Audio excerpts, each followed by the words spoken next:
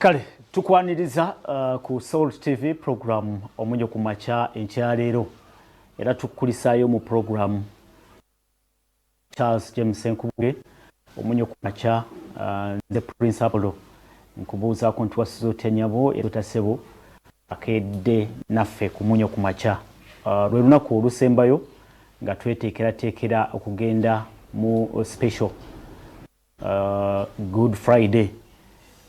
Tuli mu wiki y'amazuukira omusumba Aloysius Bugingo era akuyita mu lukuŋŋaana olukyasinze ey'obunene mu mwaka guno ogwa 2026 okuteeketeekebwa wansi w'obuweereza obwa House of Prayer Ministries International. Tugenda kubeera Makerere Kikoni ku Canaanland olunaku olw'enkya ssaawa 2 actually saawa emu ey'okumakya emiryango gijja kubanga gimaze okubanga gigulibwawo.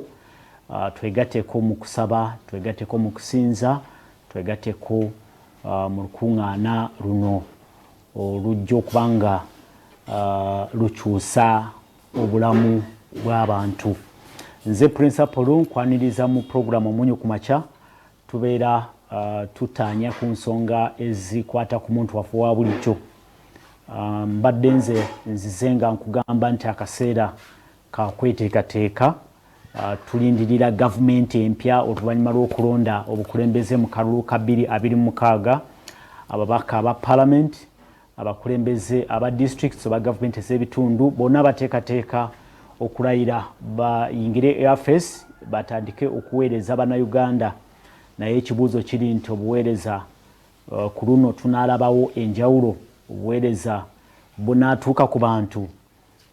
Era nzize nga nkugamba nti ebiseera ebisinga tukirabye nga abakulembeze bwe bagenda mu yafeesi bagenda boolyawo n'ebigendererwa ebyokutuukiriza ebiruubirirwa byabwe. Obuweereza omulonzi n'asigala nga tamatidde. Naye ku mulundi guno tusuubire ki nga tulonze gavumenti ey'emyaka 5 okututwala 2026 paka 2031 era kyetugenda okubanga tutunulako neera enkya olunaku olwaleero tuwayeemu n'abakulembeze omugenyi waffe twamazidde okubanga tumusinkana tutunulire obuweereza busikaatirira wa wennyini biki oboolyawo beetaaga okwongera okutereeza okakasa nti obuweereza butuuka eri omuntu wa bulijjo. Nze principal kankwanjulire omugenyi waffe enkyaleero Honorable Brenda Namukuta ye mubaka omukyala akiikirira district ey'e Kaliro. Tusanyuse nnyo Honorable mukama waffe yeebazibwe. Mukama yeebazibwe. Buza abalaba Salt TV program omunyo ku makya. Mukama waffe yeebazibwe. Abalabi ba Salt TV mwenna. Amannya gange nze Namukuta Brenda omubaka omukyala ow'e Kaliro okusookera ddala mukkirize nsiime Salt Media okunkyaza olunaku olwaleero era mukkirize nsiime taata wange Pastor Aloysius Bugingo olw'empeereza gy'otuwa mu ggwanga lyonna. Mukkirize nsiime Salt Media abakozi mwenna aba House of Prayer Ministries mwenna ne management mwenna. Mukkirize mbasiime n'Abannayuganda abali mu kutulaba mu kiseera kino mwebale nnyo kwagala Salt Media era mukkirize nsiime ne mukulu Apollo okunkyaza olwaleero okwogera ku nsonga ezikwata ku ggwanga. Kale Honorable njogedde ku olukuŋŋaana olw'okusaba okwa Good Friday. Simanyi kyemanyi nti oteekwa kuba kitundu mu kusaba okwo naye simanyi oba olina experience ey'enjawulo ku nkuŋŋaana nga zino eza Good Friday kuba kati twatandika 2019 ndowooza ensonga ya Good Friday ku Canaanland. Simanyi oba olina ky'osobola okulwogerako. Okusookera ddala tuli mu kisiibwe kya nnaku 40 ng'abakristaayo ensi yonna naye ekyenjawulo nti neebaza Katonda yalungamya Pastor Bugingo n'ateekawo okusaba olunaku olwo olw'okutaano. Mukimanyi bulungi nti ze nnaku Kristo ze yabonaaboneramu. So tubeera mu eyo embeera okusigala nga twegayirira nti sizoni eno Kristo gye yabonaabonera mu kulwaffe ku lw'ebibi byaffe twongera okuginyweza nga tuwaayo okusaba ekiro kyonna nga twebaza Mukama olw'okuwaayo obulamu bwe, twebaza Yesu Kristo olw'okuwaayo obulamu bwe sizoni eno tugitwale nti sizoni yonna eya Easter holiday, ate era nga tweteekerateekera emyoyo gyaffe okwetegekera okuzuukira kwa Kristo. So nebaza Pastor Bujingo naye okukkiriza okutumibwa Mukama okutulungamya mu kigambo kyatuyisaamu ekiro, era mbakubiriza mwenna Abanayuganda mwenna, oba oli mulokole oba toli mulokole, tusaba mwenna mujje tubeereyo enkya nga twebaza ekisa kya Katonda, twebaza okubonaabona Kristo, Yesu Kristo kwe yayitamu, era nga tweyongerayo okwegayirira Katonda nti nga wekiri nti kino kye kiseera badenizi zaffe ze zitwalibwa ku musalaba, nga tweyongera okwegayirira Kristo ebibi byaffe atusonyiwe, tweyongera okwegayirira Kristo ayongera okubeera nga atulungamya mu mbeera zaffe eza bulijjo ze tubeeramu buli lunaku. Kale, ye Honorable Brenda Namukuta, omubaka owa Kaliro district, omubaka omukyala. Abamuno bakola nsobi bagamba nti omubaka balowooza nti abeera mubaka w'abakyala, abeera mubaka omukyala ng'akiikirira district yonna. Omubaka omukyala okiikirira abaami n'abakyala. Okay, ye Honorable Brenda Namukuta. Ensonga za Good Friday tujja kubanga tuzeeyongera naye kansuubire nti abeekalira obo beeteeseteese okulaba nga nabo babeera kitundu mu nteekateeka nga zino. Era kkiriza wennyini awo nsiime abantu beekaliro baagala nnyo Salt Media, era abamu babeera ku TV, abamu babeera ku radio, era kkiriza njogereko mu Lulamogi abantu beekaliro mwebale kunonda kwongera kuboneka nga tukolagana okuboneka nga mbatuukyaku services egy'eiwanga, mwebale kunteeka mu bwesige, era ne bali ekisa kya Katonda ekyabakozeserye nimuyiramu okumpa ekisanja ekyokubiri, era ndiisaba nti Katonda tulungamye twongere okolera wamu. Era abantu beekaliro muhulire ndikusaba nti mwena muhweyo muize eizo tubeeho nga tusaba okwegayirira nga tubita omubwire bwa Good Friday okwongera okunywezya obulamu bwaisu omu Yesu Kristo Katonda waisu. Okay. Kale, mbadde mbuliddeyo mu Lulamogi.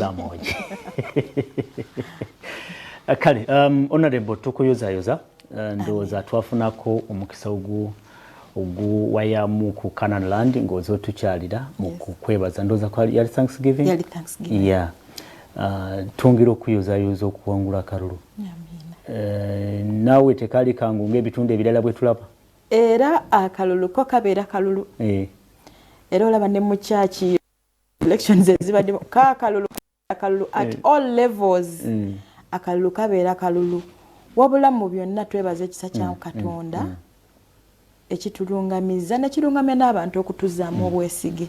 Kye kisinga obukulu kubanga mu byonna tubikola naye waggulu waliwo Katonda. Ayinza byonna atuwa obulamu, obugabirizi n'okutwaliza awamu tutambula. Akalulu ko si kangu naye twebaza ekisa kya akalulu nga buli lwe kaggwa wabeerawo abantu okusigala nga baawukanye. Abamu baawukana lwa byabufuzi ng'ono abadde awagira kino n'otawagira kino, abalala babeera nga oluusi nga baŋŋanda ne beesanga nga bwe yeesimbawo ate ab'enganda ze tebamuwagira, bafamire tebamuwagira. Kyali kitya erudde wammwe kubanga akalu kano kalinga akalese Bannayuganda nga abamu tebakyakolagana nga babadde bakolagana. Simanyi ewo kyali kitya? Era nange ebyo byaliyo kubanga akalulu ko waliwo kye bayita interests buli omu abeera ne interests ze kati buli omu waaba alina interests ze ky'oba olina okumanya tetusobola kubeera na interest emu era kyova olaba bagamba mu politics temuli permanent enemy temuli permanent friend mukulu Apollo tuyinza okuwagira ku president omu ne tuwagira president Museveni ffenna nze naawe naye ne tukyusa interests kubwa eros kubwa MP nobeera n'owuwo nembeera n'owange gwenjagala ate ne tugatta ku LC5 zezo interests kyova olaba bagamba tewali permanent enemy nti olumu wali interests zigatta wali interests zigatta kyova olaba bagamba toyina nnyo ebiseera ebisinga tuteekamu nnyo emotions ze zireetera abantu abamu okwawukana naye amazima gali nti woba otunuulidde the whole concept nti temuli permanent enemy temuli permanent friend it's all about interests era osanga kyova olaba naye obuzibu bwe tufuna nti abamu bateekamu nnyo emotions ate ne bibaleetera enjawukana kyova olaba osanga nti obusungu bwateekamu obungi ate osanga nti wensanga nti Apollo ate abamu ateekamu obukyayi emotions ziyitirira n'ateekamu obukyayi for example nagamba okay Apollo agenze kwoli nze sijja kugenda kwoyo kubanga wamuyeyereza nnyo ku president wo so wemutuuka ku 5 agamba katumulekere n'oyo so kyekireeta olumu obuzibu naye mbakubiriza bannayuganda okulonda kwawedde mbakubiriza tudde wamu abakulembeze be mwalonze nsaba tukwatire wamu tukolere eggwanga kubanga obukulembeze tobeera bw'omu n'omalako ffenna tuli bakulembeze era mukulu Apollo engeri gye kiri nti ffenna tuli bakulembeze ekizibu ekibeera ku kyalo abataka be basooka okukaaba we bakaaba kyamaani w'ekyalo ne bamukubirira enduulu kyamaani w'ekyalo bamukubirira enduulu naye n'akubira kyamaani waliwo abo abatu then bo ne bakubirira owa 3 kuba wa 3 yaba atwala gombolola kati owa 3 nakola work plan oba nakola report negenda ku district kati district weba receiving the report says batuza district councils nabo balina district executive meetings ne batunulira ensonga ezikwata ku districts abo be bakwata reports ne baziwandikira ministries weba wandikira ministries nezireta nezitepolinga mu parliament kati parliament wetuba tuyisiza resolutions ne tukola approvals ministries zizzaayo era nazo nezizza mu decentralization nga bwetambula paka ku muntu wa wansi so okutwaliza abamu ffenna tuli bakulembeze era nga we batulonze abantu mwe bale kutulonda nsaba tuddeyo ku mirimu gyaffe tukole nebbawo mubuuze nsaba munno gw'obadde okola naye ku mulimu mubuuze toteekamu nnyo emotions tukozese obwongo bwaffe ogambe Apollo angattako ki akalulu kawedde gwe twalonze twayisizza oba tewayisizza tukolere wamu tukolere abantu baffe amaloboozi ago ng'eryo kati lyoyisiza ku Salt TV gyegali agabuddabudda abantu agakakkanya obusungu mu bantu enteekateeka ezo zibadde nga zibeerawo gwe mu kulaba okuko oba zeetaagisa mu kulaba okuko nti bwe tuva mu kalulu wabeerewo amaloboozi agakakkanya abantu obusungu kuba obusungu mu byobufuzi nga bw'oyogedde nti mulimu interests ekyo kya bulijjo bujja kubeeramu waliwo actually kati kyayingiramu ne ssente omuntu abeera ataddemu ssente ze nnyingi mu kalulu n'amaliriza nga oluusi tatawangudde kati abantu abo beetaaga ndowooza oba okukakkanya n'amaloboozi agagabakakkanya simanyi oba okiraba nga gyekiri oba kibaddewo ebbanga lino lyonna ekituufu kiri nti kyandyetaagisizza naye obuzibu bwe tuyina nti mu kalulu mubeeramu ebintu bingi we tubitandika kati tuyinza obutamaliriza era mukulu Apollo omuntu ayinza okukera n'agamba gwe yamusuuza naye ng'oli ku radio nga lwakuba wakozesa statement emu n'agamba wamusuula oyo omuntu aba tasobola kusonyiwa newebeera just nga akimagininga kwa mulimu n'abayimagininga they just imagine gundi eyankola bwati naye amazima gali nti n'olumu ebyali bimufaako nga tobimanyi olumu mwali mu resi yemu naye omuntu navaayo ne statement nagamba gundi eyankola bwati naye akaseera okamanyi nti buli muntu abeerawo obeera ku tension nga naawe olinze bivaayo ne babawangula tebakiriza nti babawangudde. Exactly. So kati obuzibu bubeeraawo, it is like a shock. Era okuluzinga akalulu amazima gali nti wandibaddewo rehabilitation centers kubanga kiruma wogenda mu race of course osuubira loss oba win naye amazima gali nti wogenda ebiseera ebisinga tugendayo ffenna with the positive attitude. Yeah. That's why buli omu ateekamu ekisoboka okulabika nti awangula. Era nze singa wabaddewo omukisa ogwo especially mu bano aba human rights ne ba rehabilitating abantu naye obuzibu feelings zibeera z'amaanyi kuba losing an election obeera nga afiiriddwa omuntu kyoba omanya obeera nga ofiiriddwa omuntu, it is so painful. Actually waliwo n'abakutuka ne bafa. Exactly. So ekintu kiri nti eyo gundi yandyetaagisizza naye it is also so challenging kubanga buli omu abeera ne reactions. That period ebeera full of mixed reactions. Era kyovuddeko n'ogamba nti abamu owayiriza n'owenganda. Mukulu Apollo n'amaka gaawukana. Amaka ne gaawukana n'ogamba bbaawe yakulyamu olukwe. Okitegeera? So kati ebintu bino nze nsaba nti wandibaddewo naye obuzibu ndowooza ogwo mukisa gubadde tegunnaba kubeerawo mu ggwanga lyaffe. Yesebo. Kale ndowooza y'ensonga lwaki twategese okusaba ku Canaanland olunaku olw'enkya olunaku lwakutaano okusaba kwa Good Friday nti nammwe abanyize olwa ebitavaayo bulungi mu biseera ebyakalulu abanyigirizibwa oba abalina ebiwundu ku mitima olw'akalulu aka 2026 mujje tusabe okuweerwa kuli eri Katonda. Tojja kufuna mirembe nga tuze eri Katonda. Mujje tusabe olunaku lwankya Canaanland Makerere Kikoni tuli mu kibuga Kampala ab'omubitundu ebyewala eyo bwemubanga mulina group transport musobola okutambula nga bukyali. Kyemmanyi nti n'olunaku nga bwe kibadde nga kibeera ku nnaku nga zino ku Canaanland bakiriza abantu okusulayo. Simanyi oba sinabakakasa n'endowooza bwekito bwe kiri.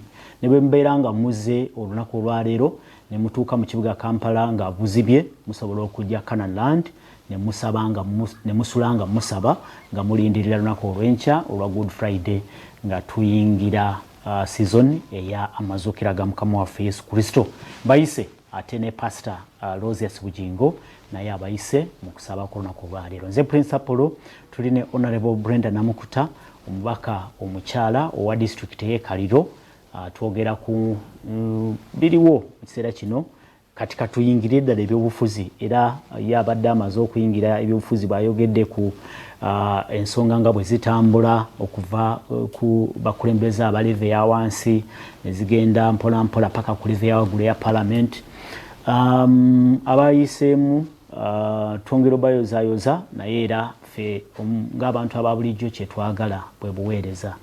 Twagala kulaba nga bwe muba mutuuse eyo mufayo nnyo okulaba nga ebyobulamu birongooka, enguudo n'amasannyalaze byetaagisa mu bulamu mubikolako ne tufuna obulamu ne butwanguyira. Ffe bye twetaaga tetwagala kumanya oba actually abantu ababulijjo tebandyagadde kumanya n'omusaala omukulembeze gwafuna senga babeera bafuna obuweereza nga bwe kyandibadde oba ekyogereko mu seconds. Kituufu amazima gali nti we batulonda abantu batusuubiramu bingi naye amazima gali nti tosobola kukola weka. Mukulu Apollo gavumenti ya Uganda erina kye bayita policy. Ntera okukyogera policy za Uganda newe tuba tulonze gwe Apollo nti obeere president tojja gikyusa mu lunaku lumu.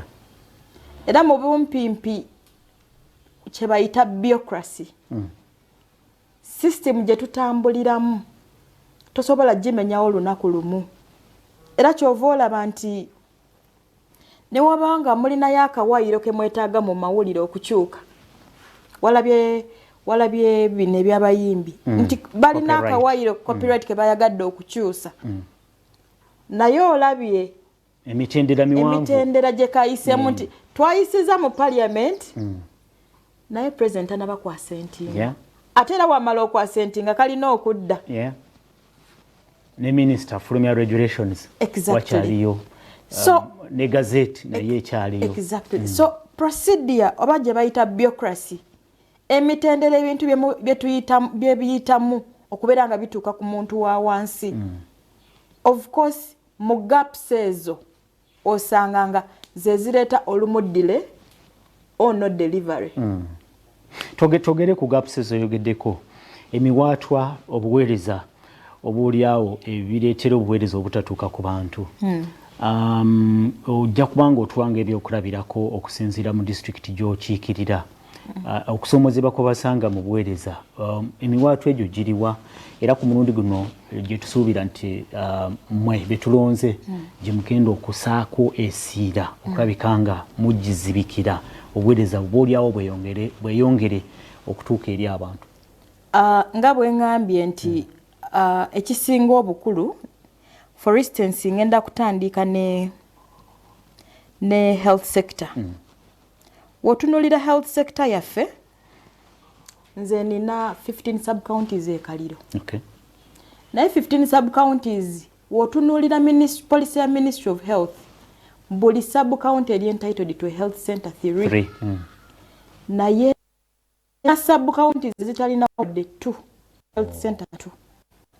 Meaning eyekyali gap yanyi. Jukira omulembe gwe tulimu population tuli bangi.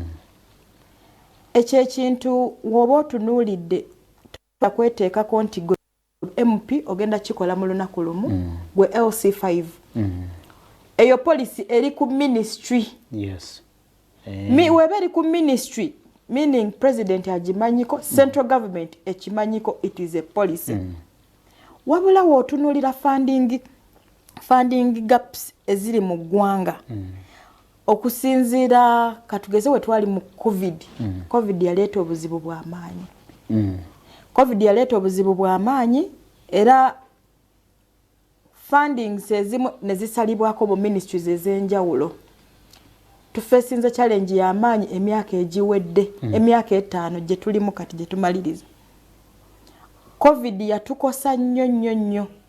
Nti nga bune bw'ogamba minister nti eddwaliro bwe riti teririna kintu gundi nga bakugamba muyise agenda okudda mu parliament nga awa report nti sente tewali. Kati sente tewali, amazima gali nti mukulu Apollo ebintu bino engeri gye bitambulamu osanga nti batulonda naye omulimu gwaffe ogusinga guli oversight, monitoring, like we oversee.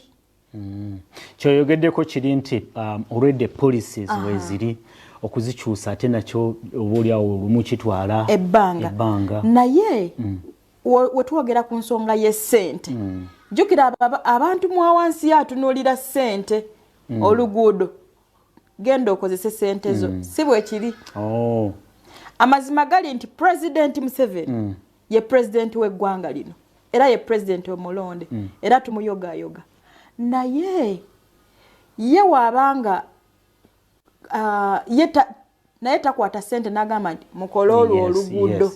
Zina emitendera mwe giyita. Emitendera nga we nagitemye mu kuva waggulu we bawandiika katugeze kanziremu ate nkinnyonnyole. Okuva wansi abataka ffenna tuli bakulembeze by the way. Okuva ku muntu wa wansi kuba yasooka okulaba ekizibu ekyo nti ekkubo bbi. Tubuulire chairman n'abuulira owessatu n'akola worker plan. Owessatu wakola worker plan negenda for instance wano kangambe ekaliro. Owessatu kuba ffe tukyalina chairperson LC3s awandiikira district nekola report negenda ku ministry eya local government. Kati ministry ya local government netebolinga mu parliament. Wetebolinga mu parliament netutunula mwezi ensonga netukola approvals zaffe. We just do approvals. Tetukutte sente kubawa naye tukoze approve. Kakati ebyo byonna we babiteeka mu ministry ne minister oyo oba ministers ne batuula mu cabinet. We batuula mu cabinet orono president ne babeera ne resolution nga cabinet. Because cabinet etula all sectors, but ministers, all sectors of ministries ne batuulamu aba health aba education infrastructure bonna batuula kati we bamala okutuula ne batuddiza era ng'etteeka lya copyright nti twalisiisiza kati we bamala okutuula ne bakomyawo mu parliament era we bakomyawo mu parliament olwona ate ne tukola kye bayita budget process gye tugenda mu kati tugenda Kyankwanzi ku 7 next week then we tunakomawo ku 10 naku z'omwezi nga 15 turesuminge tutandike budget process tuyise budget kati we tukomawo ne tuyisa budget eyo still fe tukola ogwaffe ne tukola resource allocation naye era tetukutte sente yengabana naye tukoze resource allocation mu bigambo era we tukola resource allocation ne tuteekayo kye bayita budget appropriation bill era we tunagiisa still egende wa president naye budget appropriation bill egenda okujja waliwo kye bayita corrigenda ejja government nebalaga nti zino sente ze tuyina era ze zino priorities za zino budget y'omwaka so wotunuulira bureaucracy system fe abakulembeze osanga tukwata ku 10 naye kati we bayisa Ministry of Finance kati awalina okuvaayo ne Planning Authority ne batunuulira National Development Plan kati we batunuulira National Development Plan ne batunuulira priorities ezinakolebwa mu omwaka bye bagenda okuteekako essira so kati buli we baleeta bye bagenda okuteekako essira nga Ministry of Finance naye erina okutulaga eri mu resource envelope mulimu mmeka kati we babireeta olwono ne tumanya kati be baleeta ate ne tuyisa olwono ne tuyisa budget kati mu kuyisa budget olwono ate tutunuulira finance ne kola releases zijira mu quarter first quarter ne releasing meaning project weberako obukadde bwe sente tugeze 5 zijira mbitundu zijira mu phases quarter 1 releasing ka 10 oba 2 quarter 2 ngenda ku example nga kana kawumbi akajja road fund ya local government akakawumbi akajja kakole ku ngudo tekajja mulundi gumu so mwana otusinga kali kajja mulundi gumu twandibadde tubikola mulundi gumu naye ba releasing in phases naye era phases ezo baba bazi releasing kuberako quotations ba releasing bagenda kola ko kino ate kujirako guidelines zibarako ne obukwakulizo zigenda kola bino so waziba zizze fenga parliament tuziyisa kati sente zi releasing ba ku district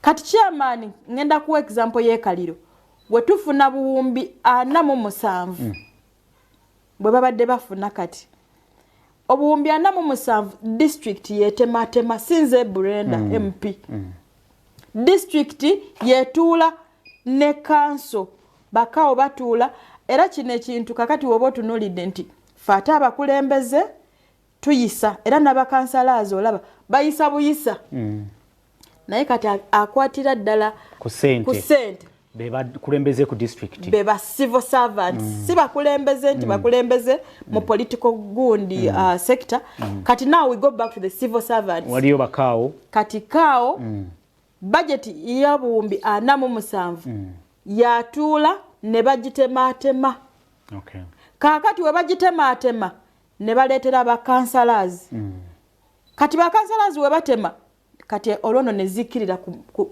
LC 3 sub county era wezigenda ku sub counties for instance 47 billion naye kwe kubera n'emisaala ezabasomesa ezabasawo ne projects ezibazizze mu kitundu mwogwo omwaka zibayise priorities nazo zibeera ku eyo budget mwogwo omwaka kakati we baba batemyetemi egombola nelikola ki nalyo nelitematema okusinzira ku waka plani kati we baba ba releases and center za health center yayitamu kuva ku ministry directors je kole for instance na twa lobbyinga center za Bumanya ward ne ba releasing milioni 4 naye sente we ziba zizent milioni 4 era zijja mu phase naye kati ba councillors bayisiza ba civil servants bayisiza bakomekereza banoonya mu bataka bebayise ba contractors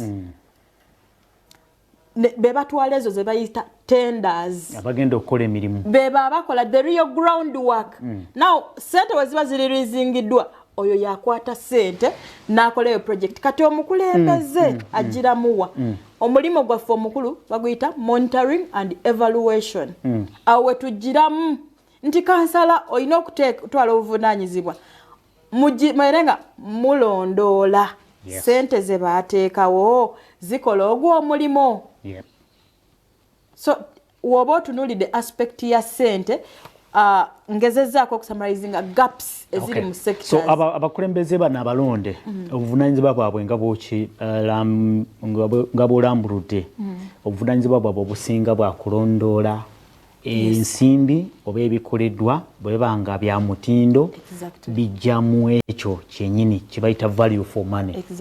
Okay, ndowooza batukitegedde atuwuliriza nawe atulaba tuli ku Salt TV program Omunyo ku Makya enkya leero tulina Honorable Brenda Namukuta ye mubaka omukyala owa Kaliro district nga tunuulidde obuweereza na biki oba oli abiviirako obuweereza okusikatira n'obutatuuka ku bantu te ku mulundi guno nga tulindirira gavumenti empya egenda otutwala mu kisanja kino eky'emyaka 5 tusuubira ki ate wa awali emiwaatu egyo egiteeka okuba nga gizibikirwa mu kiseera kino okulaba nga obuweereza bulongooka mwaka mu kisanja kino ekijja nja kuba nfuna obubaka okuva eyo gye muli osobola okwegatta mu programu mu kukubaganya ebirowoozo osindika obubaka obwa WhatsApp osindika obubaka obwa SMS ku 070M6 osobola okuteesa oyite ku mikutu egyo otubuulire gwe olaba ki ku mulundi guno olaba nga bino betwogerako bisoboka emiwaatwa actually muyinza okuba nammwe abali eyo muyina kye mumanyi ku miwaatwa egyo awali obuzibuzibu bwe tubutegeera kijja kutwanguyira okubugonjoola n'okusala amagezi butya bwe tusobola okuzibikira emiwaatwa egyo obuweereza mutindo gw'obuweereza gweyongereko obubaka buno buva mu Loftecom Training Center munzikirize nsooke nabwo mbuyiseewo. Loftecom Training Center ly'ettendekero eritendeka abayizi mu masomo ag'enjawulo okuli okusibayo CCTV cameras, the intruder alarm systems, access control, time and attendance, electric fence, CCTV camera operating, basic solar automated gates n'ebirala bingi. Ba Loftecom bagaba certificate mu masomo gano era baweebwa olukusa okuva ministry ey'ebyenjigiriza okutendeka abayizi. Genda ku kitebe kyabwe Makindye owandiise omuyizi mu lusoma olutandika omwezi ogwa March era osobola obakubirako ku namba z'essimu ziwulirize obakubireko noti 763 6M7 oba osobola okukuba eno eya noti 7 9M3 962 ojja kubanga oli butoola n'aba Loftecom Training Center ettendekero eriyigiriza abayizi emisomo egyo egy'ebyemikono. Nze principal tugenda maaso ne program obubaka nkugambye nti bw'obanga wakuteesa tokuba simu sindika obubaka obwa message ku WhatsApp ne SMS tujja kubanga tubusoma mu ddakiika eziddako nga 5. Twogera ku buweereza na biki ebiviirako obuweereza okusikaatira abalonzi ne gubookya nga balonda enkuba ne bakuba nga balonda ne bamaliriza nga ekisanja kiweddeko eky'emyaka 5 ng'era bakyakaaba ekintu kye kimu.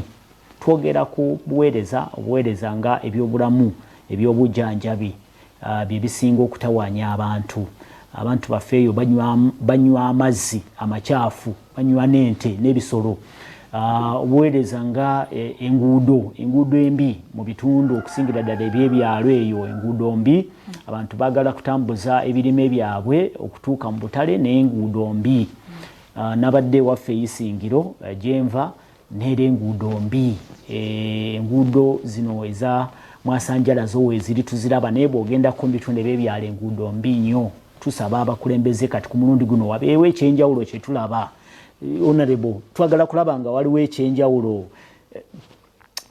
ebintu bino nga bw'oyogedde nga tukoonanga ku byobulamu byogeddeko e Kaliro nti muyina ku magombolola we musuubira okuba ne health center 3s ne muyina health center 2s ze mulina zokka nezimu amagombolola agamu tegayina completely olaba kati naye ate okusinziira ku ministry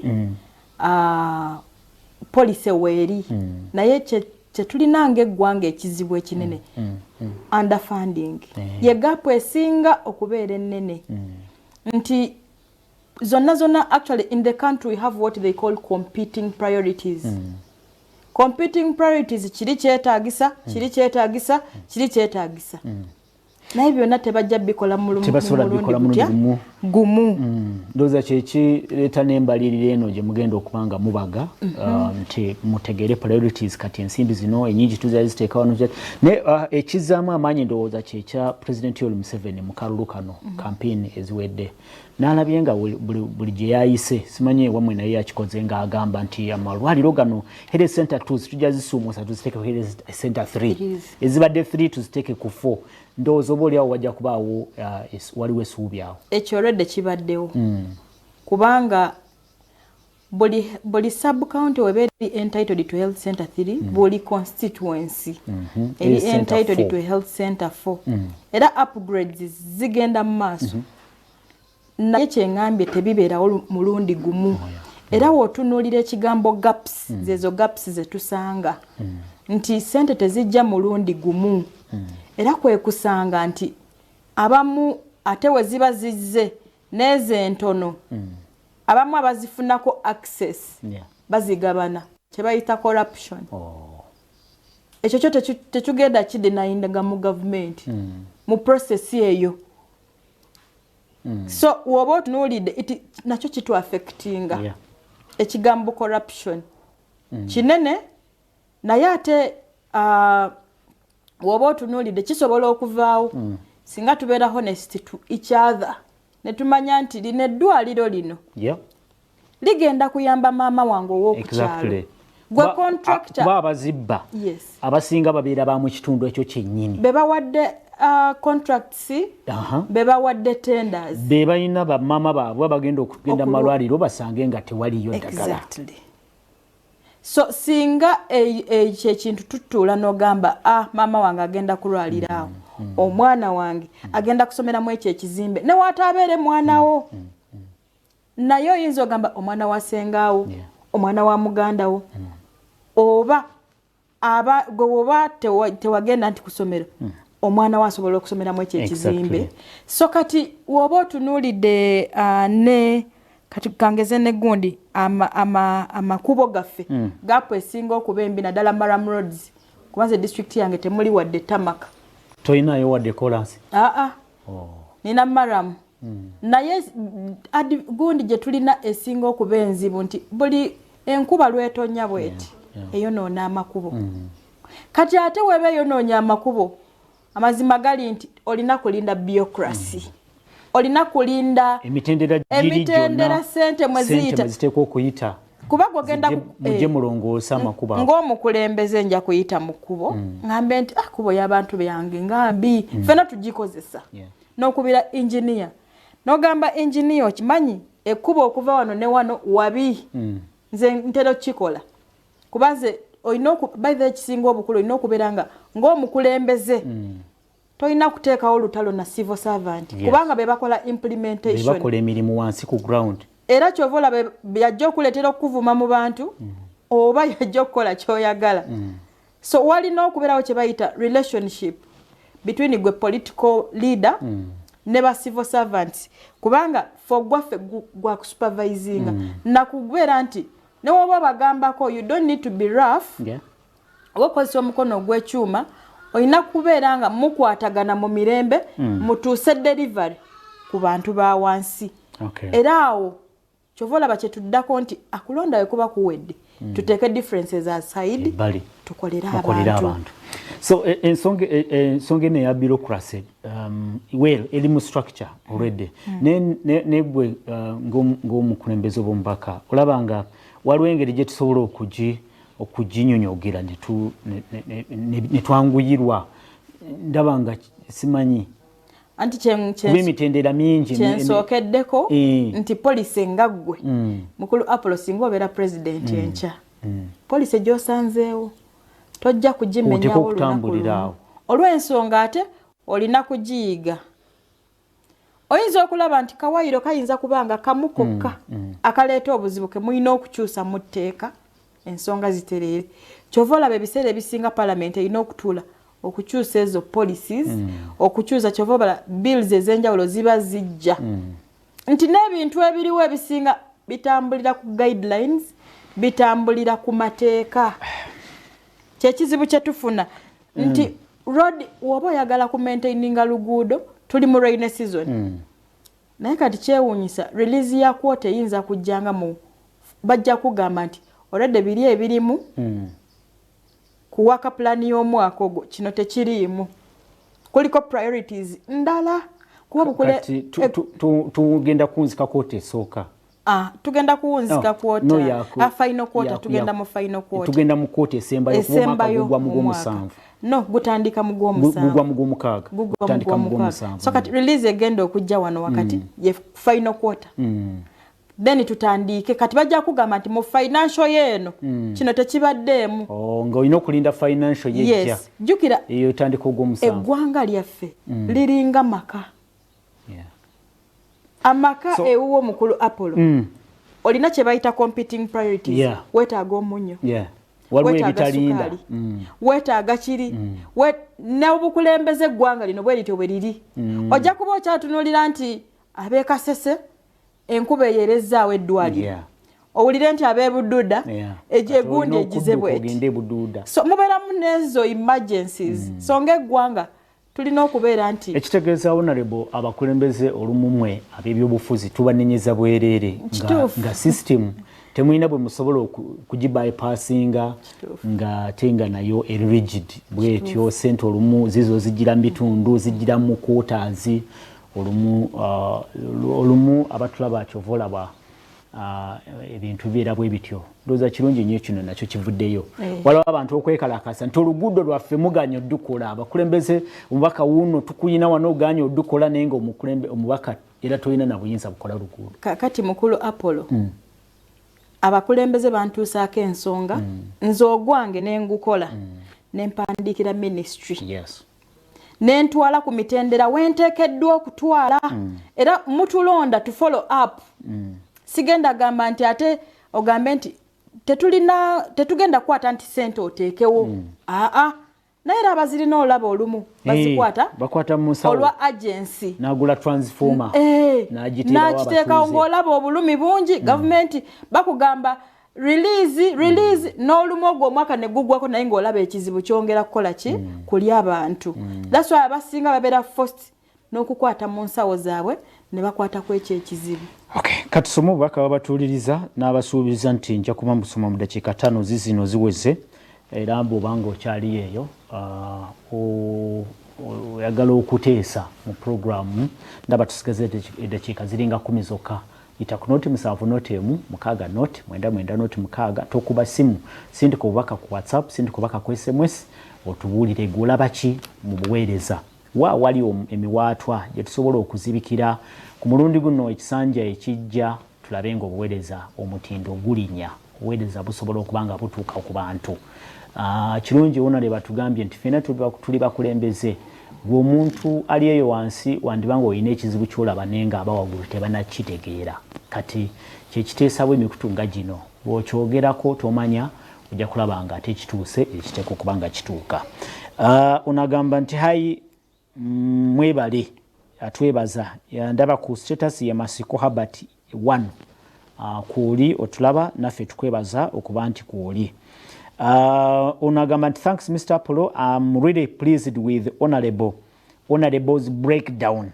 of works in every department because most of Ugandans lack guidance and knowledge to know which sector is responsible for service delivery. I am Ronnie Salon Saporo Kagwa Road, Makerere Chikoni, and usually I'm really waiting for Honorable to come to Canaan land for Good Friday prayers. Bakulinze abe Kanani gambye nti ajja kubeerayo tukwebaza Ronnie mwebale kuweereza eggwanga ekyamazima tulonda naye be tulonda be basinze okuzingamya Uganda olw'obutabeera na mwoyo gwa ggwanga lyabwe ababaka ba parliament nabo bangi nnyo ate nga beewa omusaala mungi nnyo kyokka ate abateesa babeera batono nnyo nezidda ku malwaliro twali badde n'omubaka omukyala n'omwami omu ebifo ebirala biveewo ye Kasujja Isaac Kirogomakira eyo n'ensonga bazze nga abantu bajjogerako simanyi oba gw'ojogerako kinga ali mu parliament bagamba district nti oba district endooza bateesa ekiteeso kyali kya district okubeera n'omubaka omu omwami omu n'omukyala omu nti ekyo sijja kiyingira mubaga nti ensimbi nazo mwewa nnyingi kwadde omuzindaalo neyanziza nnyo okusookera ddala mwebale kubuuza abasiimye mwebale kusiima naye ekyo kyo kituufu naye mu multiparty system eno gye tulimu ng'eggwanga lyaffe omukulembeze abeera n'ensonga ze lwaki aba ateekawo services ennyingi bwe zityo mu kukiraba wano kirabanga nti ekinene naye woba ozzeeyo wansi nebaza President His Excellency Yoweri Kaguta Museveni kubanga amazima gali nti yaleeta ekintu kye bayita decentralization era kwe kuvuddeko nti saawa zino oyabadde wa Kira nti municipality y'e Kira erina services ez'enjawulo ze receivinga singa municipality y'e Kira yali ekyali ku Kampala waliwo ebintu ebyandiruddewo okutuuka naye amidst all challenges ne waba atunuulidde kuva ku for instance ngenda kuwa example y'ekaliro gye singa okutegeera edda agali ebyali ebisoko zafuuka LCs ezaali LCs genda maaso anti kati kigambo kya Lusoga nange simanyi nnyo kukinnyonnyola naye kangambo babu obwabeeranga bu zooni zino bwafuuka zaalinga zones zaafuuka villages era ziri gazetted villages ebyalinga ebyalo saawa zino osanga nti zaafuuka parishes miruka ezaalinga parishes zaafuuka magombolola amagombolola agamu gafuuka constituencies era kyova olaba bagamba buli gombolola liteekeddwa okubeera n'eddwaliro naye ekizibu ne bwe tunaayogera okuva ssaawa zino paka enkya tulina ekizibu kye bayita underfunding ensimbi kubanga eddwaliro for instance nga bwe ngambye buli health center buli constituency eteekeddwa okubeera ne health center 4 constituency ezimu tezinabanga ewaffe gye mwali enawayikoke teri ekyali ku level 3 health center ndowooza yebeera erina ne Soweto byonna ebeera nabyo okulongoosa yes kati ebyo services muteekwa kuzinoonya mu kitundu kirala bagenda yiganga oba Jinja abamu ne babatuma n'emulago naye kati singa service yebeera etuuse ku muntu naye tuzirowinga ku underfunding ensimbi so oyo omubaka gwagambye nti bayongerako n'omubaka wa mugamba naye lwakuba omubaka waaliwo nti agenda kufuna service eyekyo ekitundu wekibeera municipality wekibeera city wekibeera sub county agenda kufuna service kuba olwa decentralization akadde katwala honorable mwami Apollo wabale kuwuleza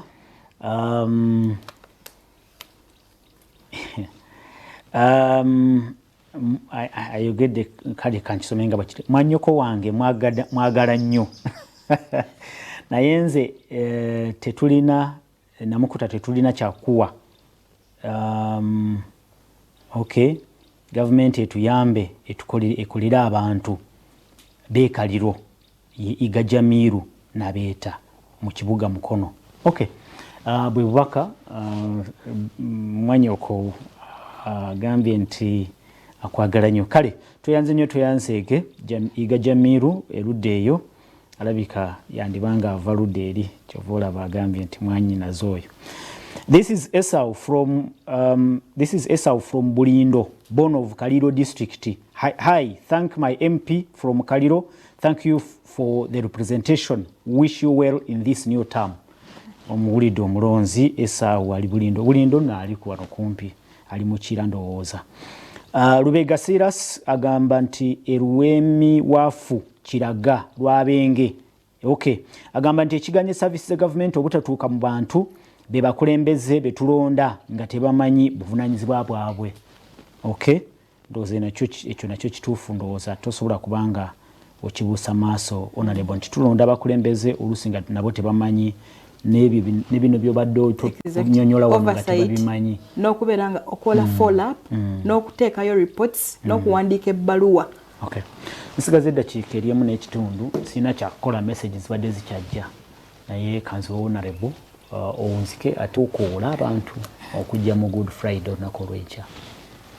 Neeyanziza nnyo abalabi baffe mwenna mwebale kutuwuliriza olunaku lwa leero, mwebale kwagala Salt Media era mwebale kugiwuliriza, mwebale kwagala Pastor Bujingo ne mama waffe Susan Makula Bujingo.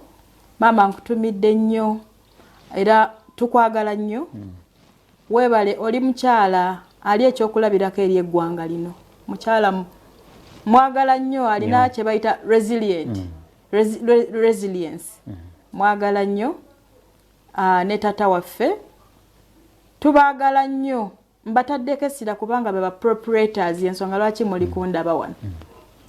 Beba proprietors ba Salt Media mwebale kutuwa mukisa okwogerako eri eggwanga. Ne media team mukulu Apollo webale okuwayo obudde bwo n'obeera nga tufuna endowooza zaffe ez'enjawulo.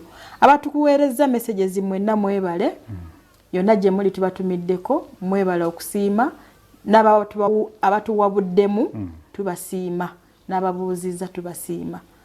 Era akadde kano mbakutira mwenna mbakubiriza abantu mu ggwanga mwenna era nkiddamu nti oba oli mulokole oba toli mulokole mbakubiriza mwenna enkya tubeereyo ku Canaan Land. Mujje tusinze Mukama tubeereko awamu. Eyo gy'obeera kituufu osinza Mukama naye Mukama mu Bayibuli egamba nti ababiri oba basatu oba bakungaanye wamu Mukama abawulira. Mujje tukaabire wamu nga tucelebratinga season ya Easter holiday. Mukama waffe Yesu Kristo yafiiririra ebibi byaffe. Ebibi bibyo so jangu atuggyeko omugugu ogwo kaabirire Mukama akuggyeko omugugu ogwo. Tojja kusigala kyekimu mu linnya lya Mukama Yesu Kristo. Amen. Era abantu beikaliro mbakutira mwena mbataka ino okulonda kwa Wairendi kusaba nti tuire hamo tuweererye abantu baisu era ndi kubasaba nti abasobola okutuuka Canaan Land mbatakire olugendo lusa nga muyiza okusinzira hamo. Ababok TV mwena mbatakirya okuwulisisa okusa era mwebale nnyo mwebalire ddala nze Namukuta Brenda MP omukyala omulonde Kaliro District. Kale tukweyanzeege era tukutwongera okuyozayoza Honorable Brenda Namukuta. Tugende Canaan Land tetusobola kiddamu ekyo tubeereyo ate atasobodde kujja sigala ku Salt TV ne ku Salt FM n'emikutu gyonna egya Salt Media tujja kubanga okusaba okugenda live okutuuka wawona gy'oli. Nebaza production team nebaza ababaddeko abasindisa obakanga Salongo Richard Salongo oba byeneso kubuso omulwakadde abeli takakaje ate abatwale n'emizanyo. Mukama batwagalire enkya ku Canaan mu Good Friday. Sibe bulungi.